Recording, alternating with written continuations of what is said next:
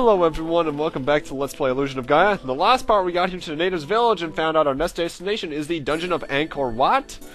And now we're gonna head on over there.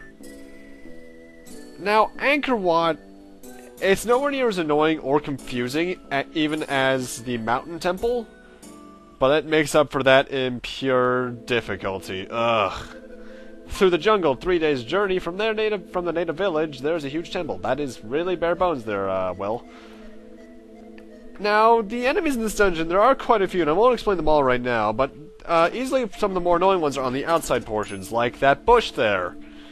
The bush enemies, they will eventually stand up and try to attack you, but you should never give them a chance. There is a difference between them and the normal bush sprites. They're slightly rounder and darker, and they also move around every now and then, so you should be able to tell them apart fairly easily.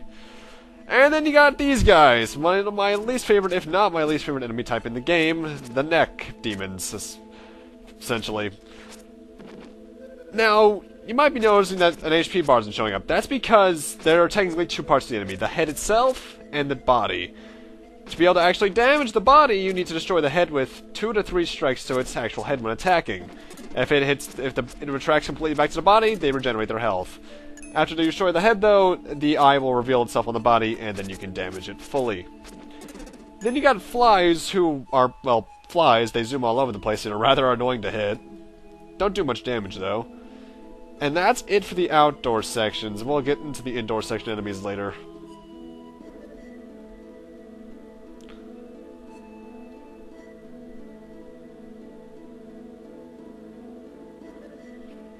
I do think the amount of times you have to hit the head to destroy it differs depending on your strength stat. I think if you get everything no matter what, though, it'll take 3 hits. Although, because I know later on it starts taking 2 hits. By the end of the part, even.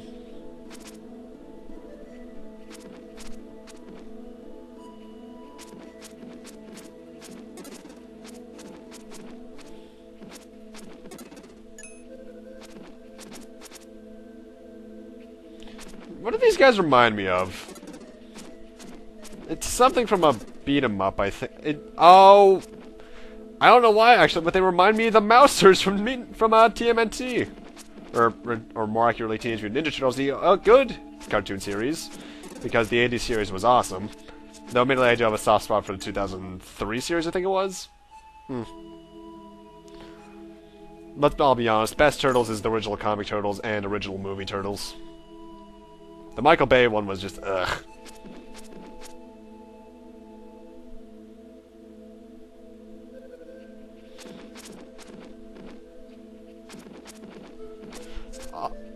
Also, I will say the outdoor sections of this temple are what is this, Zelda? Are probably the sections that'll take you the longest just because there are a lot of enemies in them. As you'll see later on, considering a certain garden area, for those who have played the game probably know which room I'm talking about.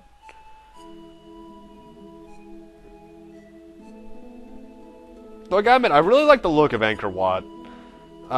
More so the inside than the outside, because the outside just looks like a generic temple in Asia, but, eh. Flies, get out of my way! There's no Jeff Goldblum here! That was actually a fairly decent remake. Not many horror remakes are that good. Okay, we're finally done. Yay! HP increase. I think by the end of this dungeon there's only going to be 2 or 3 health increases left. Because I don't remember how many there are in the final dungeon. Well, technically speaking, there's 2 dungeons left in the game after this, but only one of them is an actual dungeon. The other one's kind of a special case. We're fairly close to the end of the game. This might only be around 23 parts long. And we get unique music from this place as far as I can remember. And we got the inside sections now. The first enemy of which we encounter are demon heads, as I call them.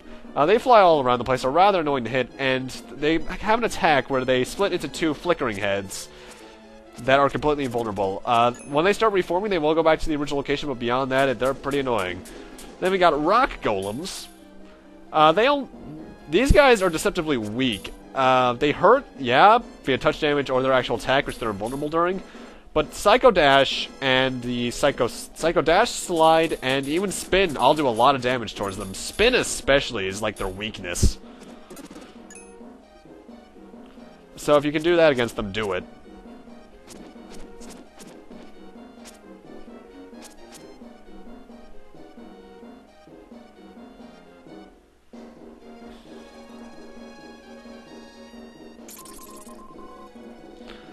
I think there's a total of 4 red jewels in this place, so you don't have to worry that much. Keep in mind, like I've said earlier, you don't have to go for all 50. I'm only doing it so I can show it all off and what you get for getting them all. If you're playing the game yourself, I only recommend getting a total of 20 so you can get all the power-ups. Because, keep in mind, while the Dark Friar upgrade was at 30, you can also get that in the store back in Euro.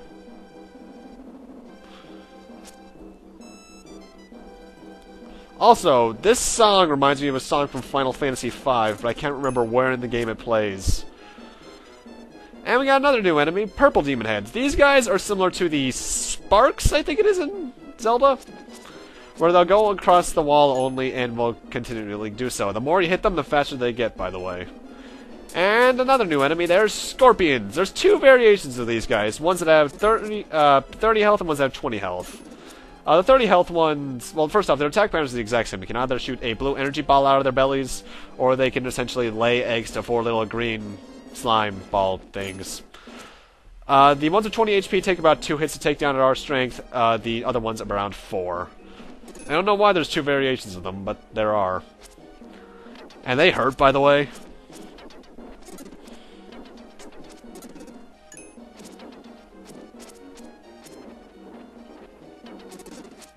Seriously, what are those green things? Are they just larvae? It's kind of weird. And now we go into the belly of the beast. They actually really like to throw the rock golems at you, as well as the normal phantom heads. Actually, you know what? Think of the phantom heads like the what was the name of the enemy? P-hats from Zelda, because they're constantly moving around. Oh, the P-hats. Ugh. I hated them in Zelda 1. Twilight Princess, they're your friends, however. See what I mean by it? By Psycho Spin being their weakness? I really wish your Psycho attacks did more damage against bosses, though, but they do the same amount of damage as Will normally does, only 1. Which is kinda lame. But, what you gonna do? In fact, Psycho Spin is much more useful than I realized in my first playthrough for attacking enemies. Because if you can stand right inside them, you will do a ton of damage really quickly. Like that guy just did. Can't do anything there, so we might as well jump to— oh dear! And pitch black. It does light up by itself after a while, thankfully. What are we walking on, by the way? Are those bugs? I don't get what that's supposed to be.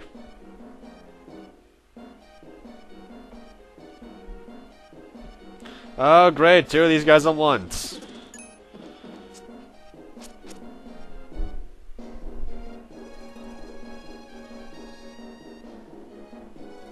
The one thing you need to keep in mind about Psycho Spin is, to use it effectively, you don't want to get the arrows going so you can stay in one area, essentially. Because if you just let the arrows go and don't press anything, you can just move around. You just have to wait a second. But that can still be pretty tricky to realize.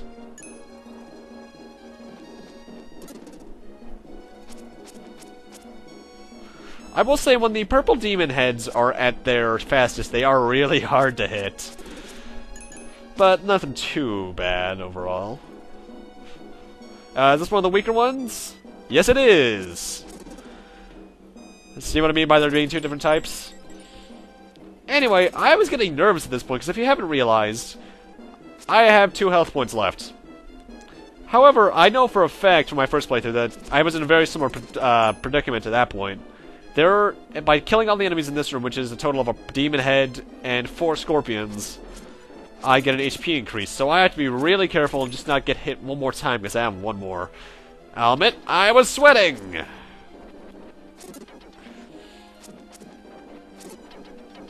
Thankfully not overly sweating, though, because I know I trusted my skill, as little as there may be of it at times. Because the thing is with this game is that I don't like to use any of my extra lives until I reach the next dungeon. Mostly just because I feel like the rest of the game is easy enough. Anyway, to the right you can actually revisit an old area, but there's no use there, so pretty much just head to the southwest.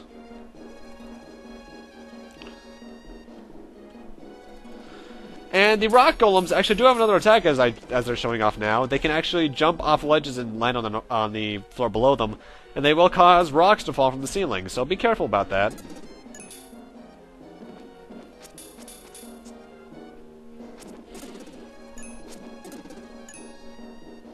Oh, how did I miss that? I do like how the rock golems show up, though. That's pretty cool. Kind of reminds me of, what boss was that? I think it was a boss in Castlevania Bloodlines. I should do that one soon. Then again, I also have to do Sonic 3 and Knuckles. And eventually Mega Man The Wily Wars.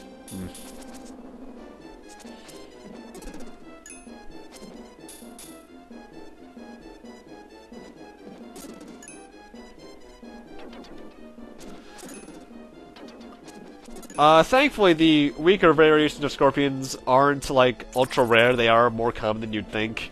They don't just make it happen once and make you wonder, well, that was kind of odd. Also, this is kind of tricky to realize. While it doesn't look like it, the little ramp above us will launch us over to that bottom pathway. I always forget you can do this. Luckily, I remembered fairly quickly this time.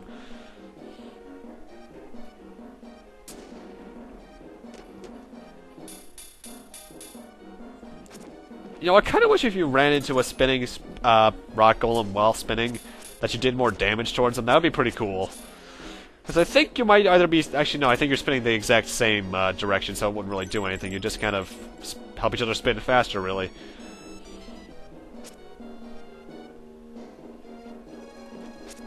Okay, this is this room.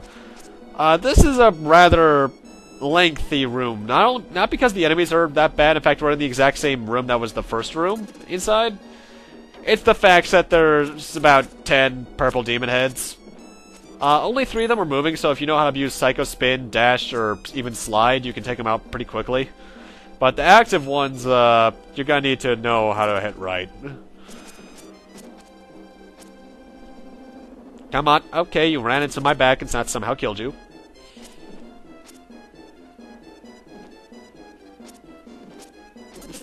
I think Psycho Slide works the best against them, but Psycho Dash is also a pretty good option as well, because you can hit them twice.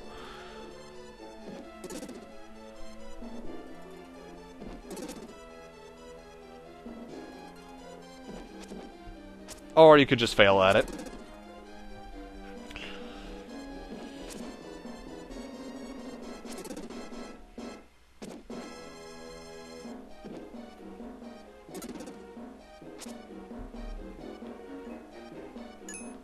In fact, Psycho Spin actually doesn't seem to be that effective in this sequence. So, yeah, Dash and Slide are probably your best options.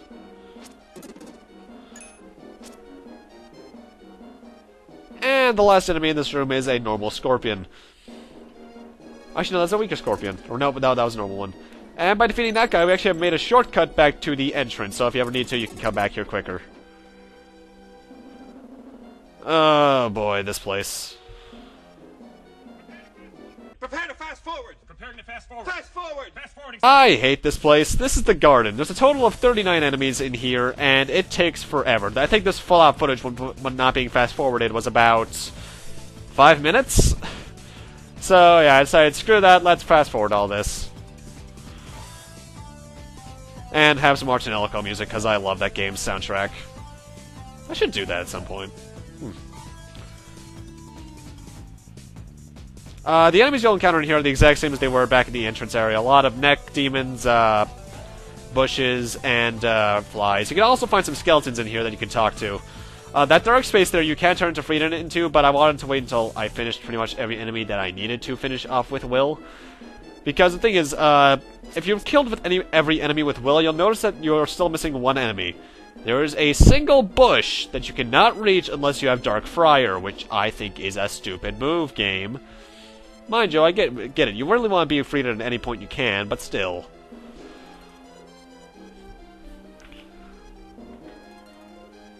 And there it is. And we got an HP increase. But with that, and me getting through the garden thankfully quickly, thanks to editing, I'm gonna need to end this off here. Thank you guys for watching. Rate, comment, subscribe, all that kind of stuff. And next time on Let's Play Illusion of Gaia, we'll be continuing on in Angkor Wat, probably getting close to the end of it in the process, and seeing what we can do within the rest of it. See you guys then.